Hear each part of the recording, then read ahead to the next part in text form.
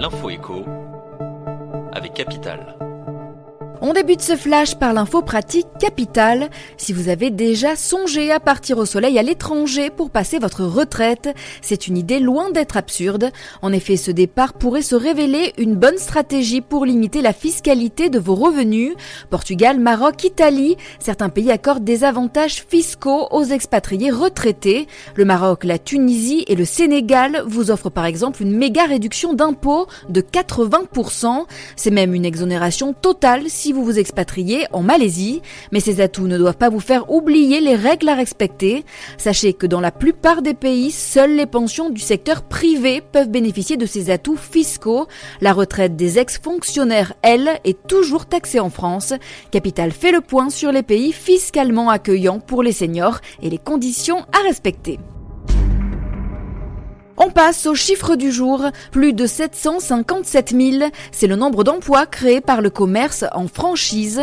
Ce système qui permet de rejoindre un réseau existant pour implanter un nouveau fonds de commerce a le vent en poupe auprès des entrepreneurs. En 2019, le nombre d'enseignes et de points de vente a ainsi augmenté selon les derniers chiffres de la Fédération française de la franchise. Parmi les secteurs les plus dynamiques, on retrouve l'alimentaire avec les boulangeries, confiseries ou les cavistes. Suivent ensuite les enseignes d'équipement de la personne comme l'habillement ou les chaussures.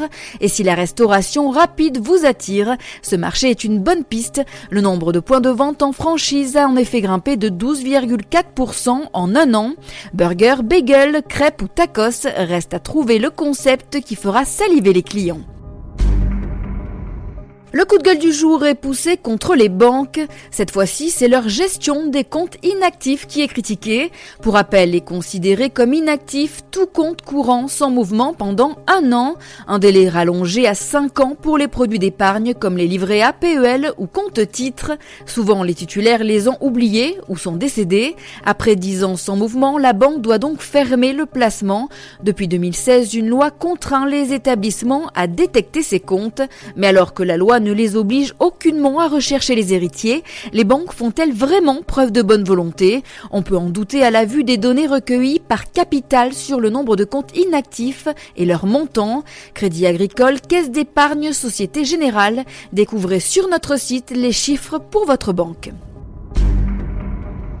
Et on termine par la panne de réseau de grande ampleur qui a touché les abonnés Free dans la nuit de mardi à mercredi matin. Une partie du réseau fixe a en effet été hors service dans l'Hexagone. Selon freereseau.fr, 188 DS LAM n'étaient plus joignables sur le territoire et plus particulièrement en Île-de-France.